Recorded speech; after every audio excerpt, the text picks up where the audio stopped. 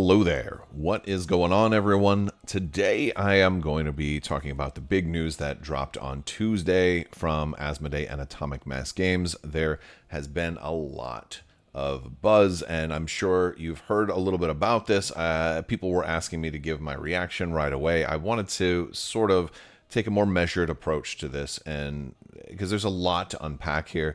And I wanted to kind of gather my thoughts and talk about this a little bit more, less reactionary and a little bit more balanced. So with that being said, let's go ahead and just dive right into this. If you want to read the full press release, you can do this over on the Atomic Mass Games social media pages. They've posted this letter. It's a 2-page memo, basically, and it's talking about a number of things. It's talking about a focus towards Marvel Crisis Protocol and Legion.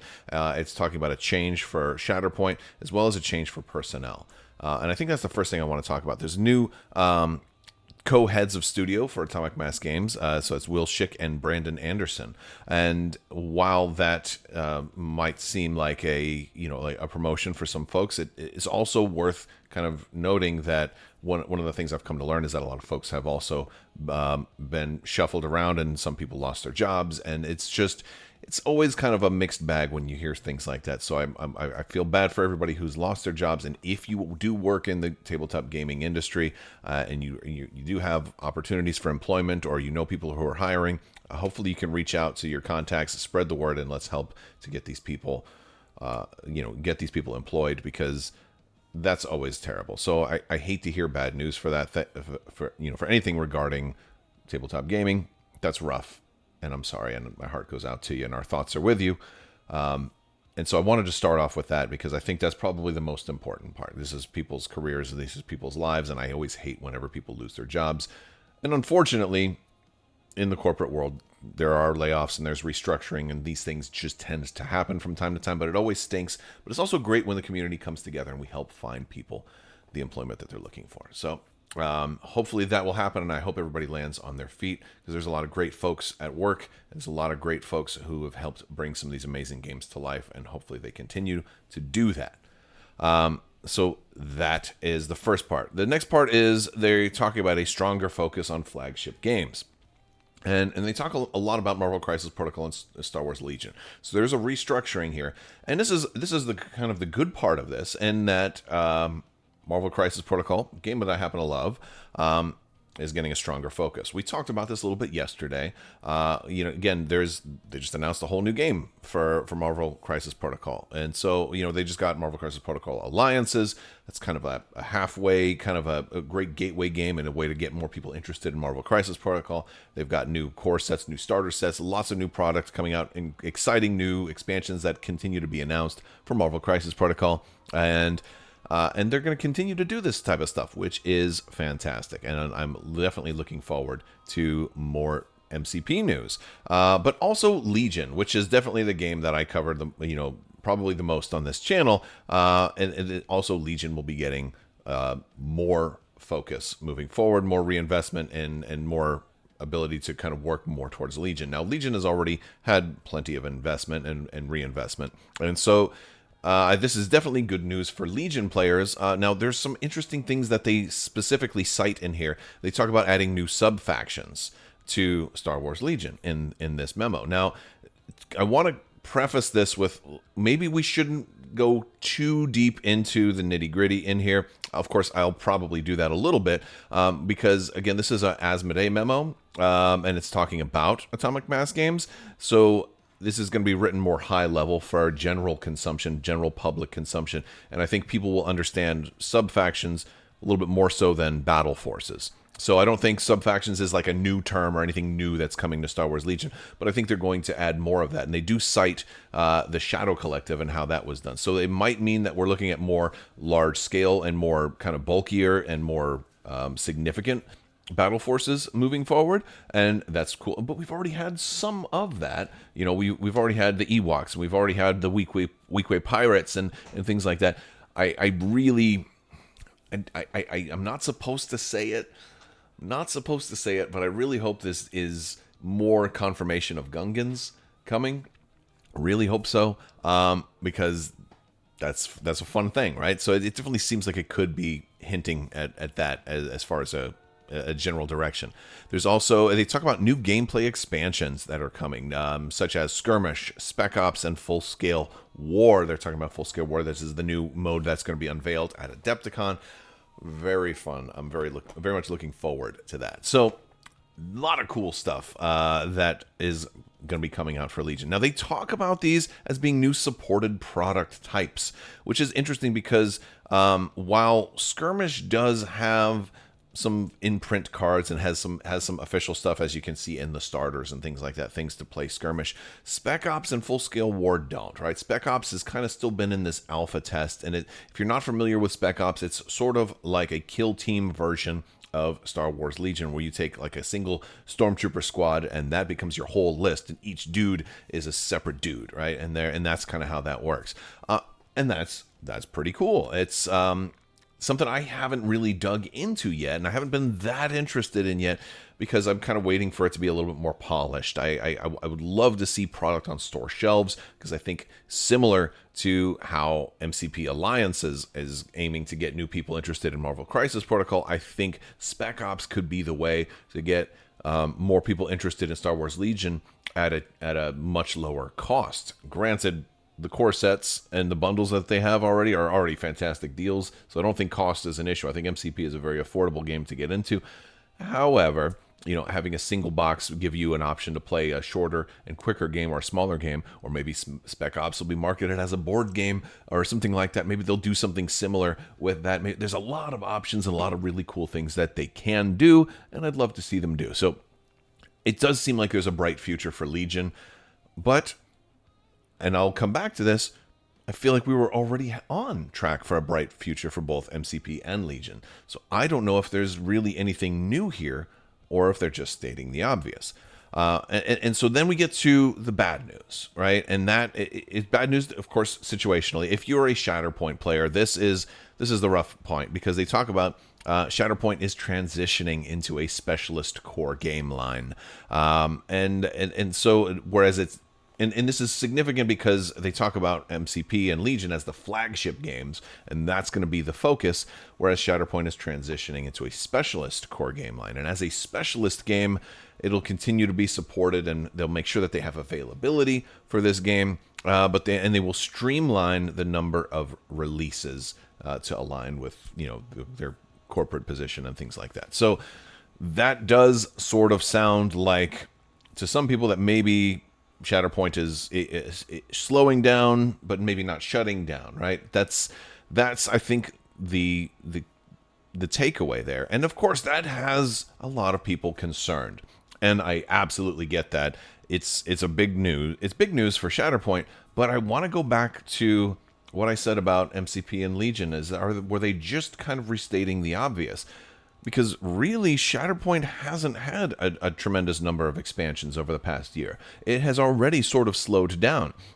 This may not be that much of a change to Shatterpoint as far as what we are currently seeing. Now, they did just announce some new stuff for Shatterpoint. There's some things coming out from Ahsoka with Balin's Skull. I think that might be out already. I'm a little behind on what the latest release is, but they also just announced the First Order and the sequel trilogy stuff coming out for Shatterpoint, which looks really cool. So Shatterpoint players do have things in the pipe. They do have things coming out, and also they are AMG is committed to maintaining availability and maintaining support for this game, so that, again, basically product is still going to be on store shelves. They're going to continue to make the stuff, and expansions will probably slow. Now, what's the elephant in the room right now? The elephant in the room right now is the fact that people are going to compare this to what happened with X-Wing and Armada, and I can absolutely understand that, because that's pretty recent, right? It's been a little over a year since we've had the X-Wing and Armada cancellations. So I don't think this is the same thing. It's certainly stated to be completely different. For one, Shatterpoint is going to stay supported. They didn't say that it would stay supported until the end of the year. They didn't say that it would stay supported, for 6 months. They said it was going to stay supported. Now, obviously, things can always change, but really, I don't want to speculate on what might happen next year or what might happen the year after that. all I really have to go off of is what they're saying. And right now they're saying that it's going to continue to stay supported. I also can tell you that it's probably a whole lot easier and more cost effective to continue to produce miniatures that are on a sprue as opposed to pre-painted, pre-built miniatures like X-Wing and Armada were. So if I was a Shatterpoint player, I would have a lot better, you have a much better chance of this game continuing to stay supported. Again, look at other games that are still in print, even though they don't have new products coming out. Like look at Imperial Assault, it's still in print. Again, it's not a pre-painted game. So it's definitely going to be a lot easier to maintain support for Shatterpoint than it would have for X-Wing and Armada. So I don't feel like those two circumstances are the same. So I don't think that Shatterpoint players have to fear the same result that X-Wing and Armada players had. However, again, people are gonna. It's a tense time. There's definitely more questions I think that need to be answered, and this does kind of give way to. The community has questions. There are questions in the Shatterpoint community about certain rulings and recent documents and things that have been posted with Shatterpoint. There's questions about, well, what is a stream? What is an expected kind of streamlined, product release plan for Shatterpoint? Are we looking at 4 expansions a year? Are we looking at 6 expansions a year? Are we looking at 2 expansions a year? Are we looking at a set of expansions every 2 years? Are we looking at points updates? Are we looking at rules updates? Are we looking at organized play kits? Or are we looking at just reprints? What do you expect for 2028?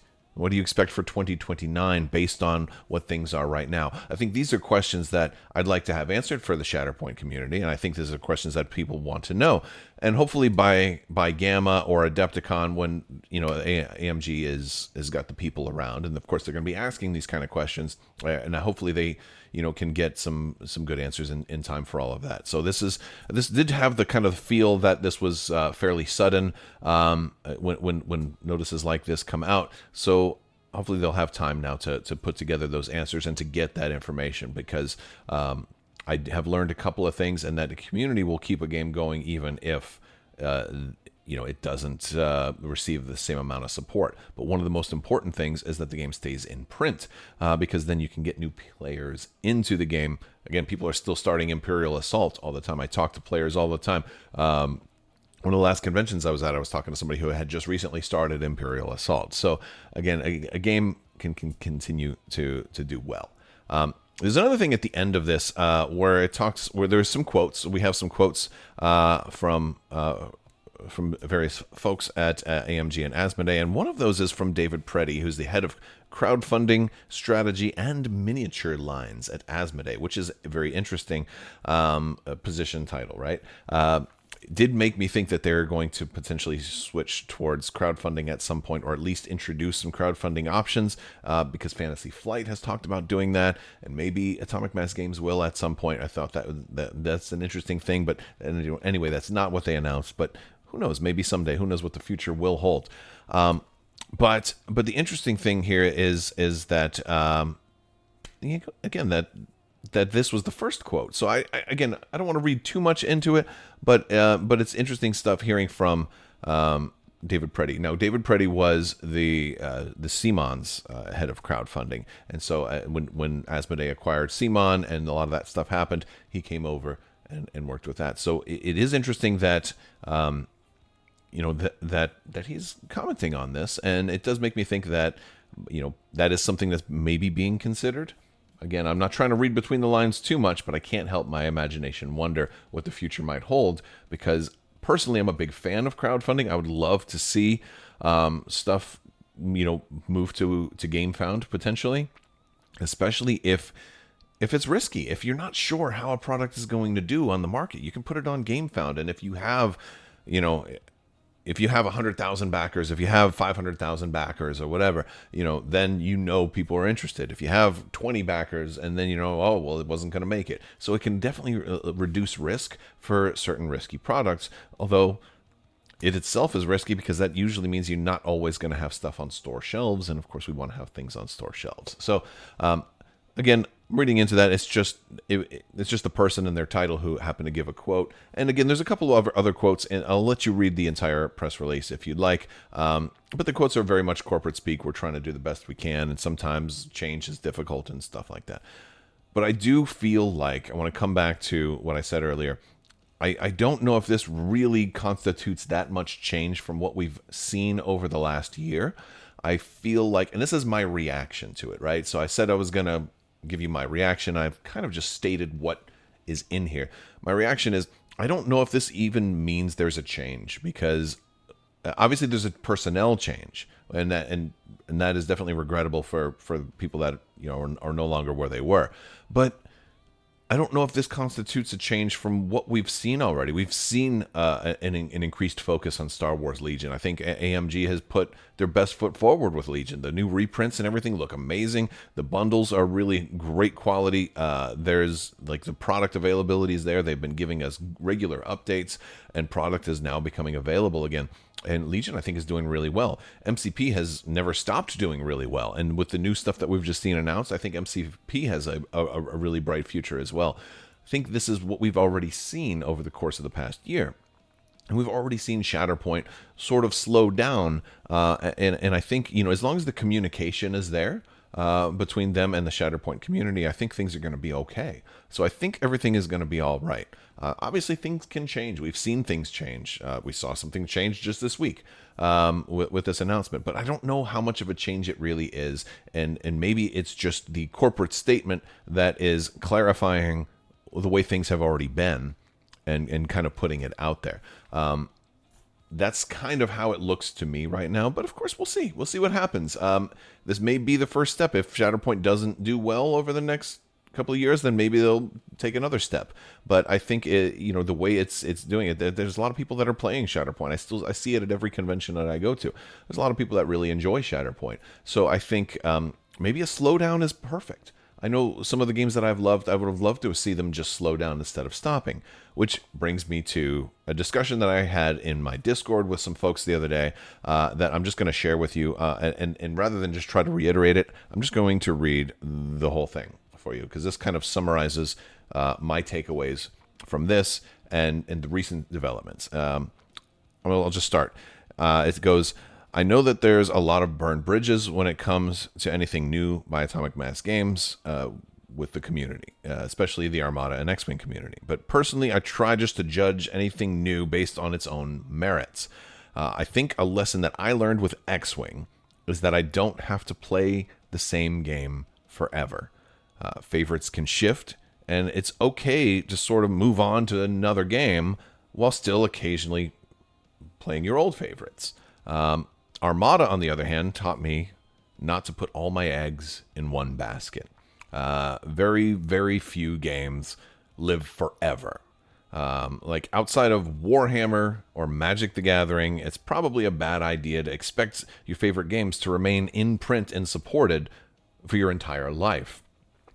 So I think looking back, it's more important to make great memories with the games that we have while we have friends to game with. The communities change and friends move on or move and relocate. Make the most out of the games we're playing today while leaving some room for the games of tomorrow. And I'll end it with that. That's all I've got for today. I do have some other good news, though. We have a giveaway winner to announce. So the latest $25 Amazon gift card giveaway winner is OK Tabletop. Congratulations, OK Tabletop. Shoot me an email at mailcrabbok@gmail.com, and we'll get you squared away. And if you did not win, don't worry. We're going to do more giveaways soon, and we've got lots of fun stuff coming up. March is going to be a really fun month. We've got lots of news that it's going to come out of Gamma. We're going to be talking lots of other games. We're going to be talking all across the board: StarCraft, Star Trek, Star Wars, anything that starts with Star. We're going to talk about that, and maybe even some games that don't start with Star. But it's going to be a fun time. All right, we'll talk to you guys later. Big thanks to my patrons. You guys are amazing. If you want to jump in our Discord or social media links or Patreon or any of that stuff, links are going to be in the description below. I will talk to you later. May the Force be with you. Live long and prosper. Be excellent to each other. Party on, dudes. You can't take the sky from me. The spice must flow. And always wash your socks.